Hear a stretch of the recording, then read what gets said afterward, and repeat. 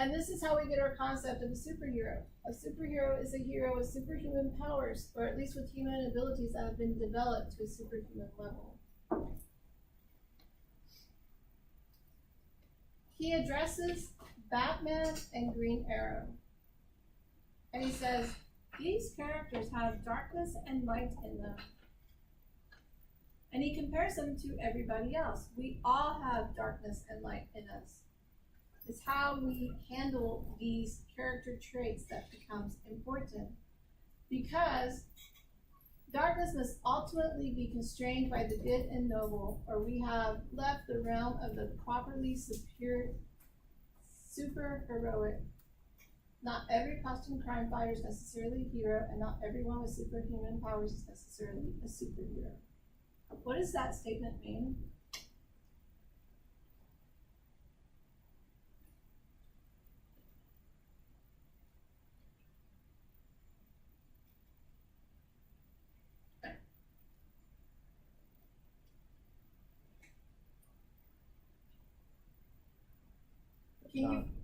Can you fight crime and not be a hero? Yeah. How? Like a police officer. Okay. Stop bank robbers and stuff. Just Okay. don't have superpowers. True. Or costume.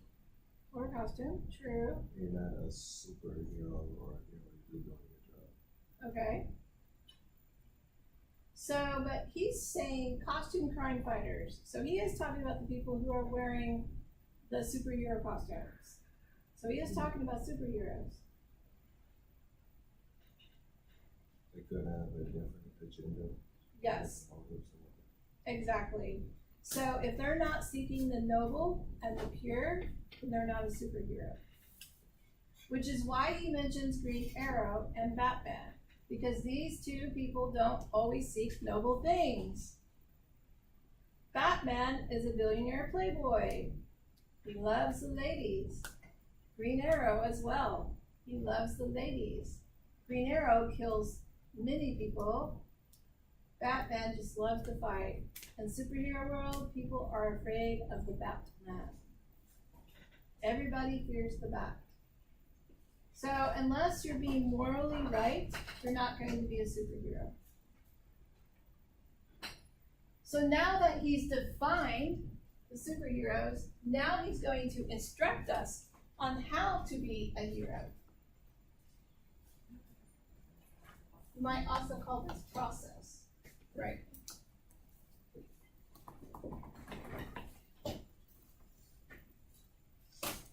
In order to be a superhero, you have to be willing to make a sacrifice in your own life. Otherwise, you're not going to be able to do what you need to do. And he says that Superman and Peter Parker, which is Spider-Man, and Matt Murdock, which is Daredevil, they sacrifice a lot. And in order to make these sacrifices, they have to have a lot of self-discipline, which means that they have to have balance in their life. The balance is between power and self-discipline. You have to be willing to not use your power for your own good. You have to keep yourself morally in check.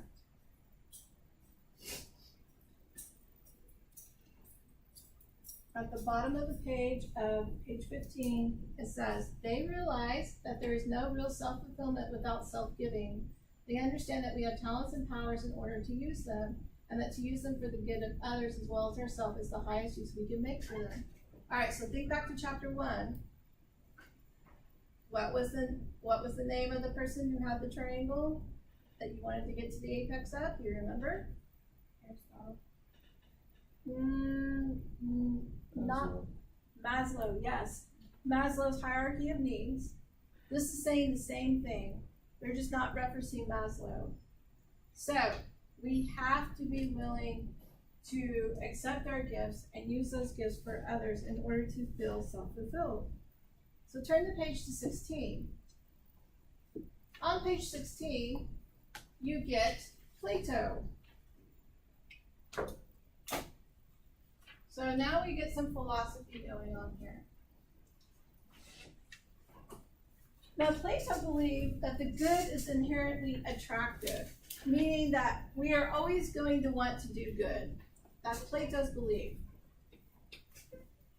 That the good will always pull us in the right direction. Do you remember either your mom or your dad or somebody who really cares about you saying, I'm sure you'll make the right decision? Have you ever heard that? Yes, we have all heard that. That is a Platonic thought. So if you take Plato and then you want to use his thinking, you call it Platonic. Okay? So that is a Platonic thought, that you will intrinsically be attracted to the good. So, if we will always be attracted to the good, we will be inspirational, we will continue to be popular, and we'll be able to face our fears. You think that's true?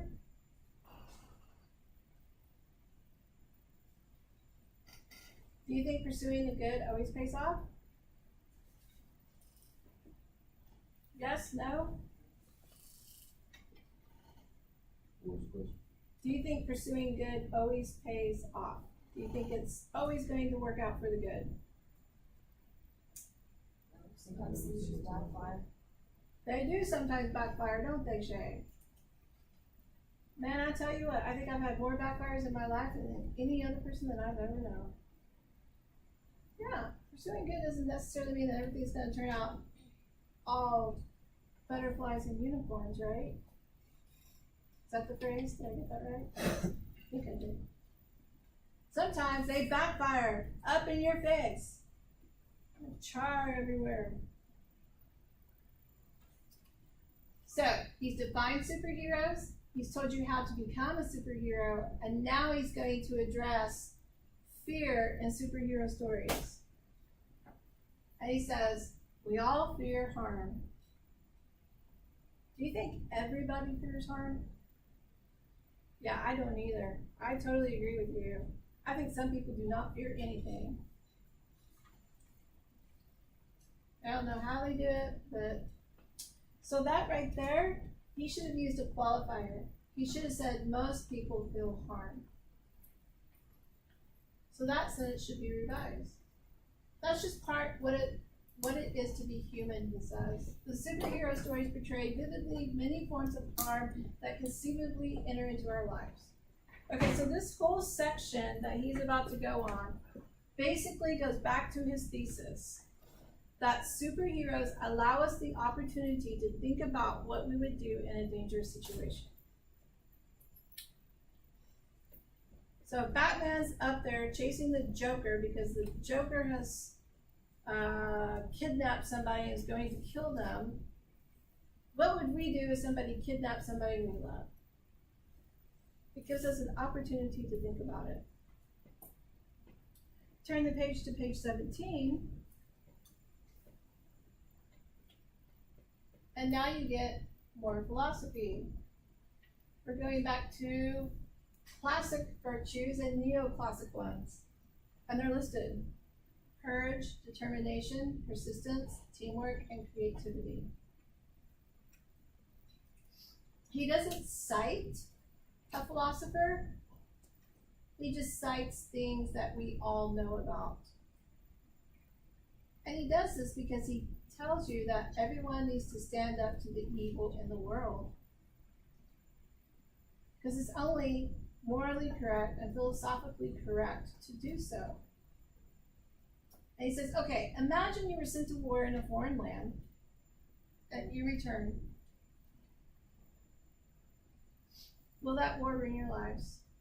Will it be detrimental? What do you think?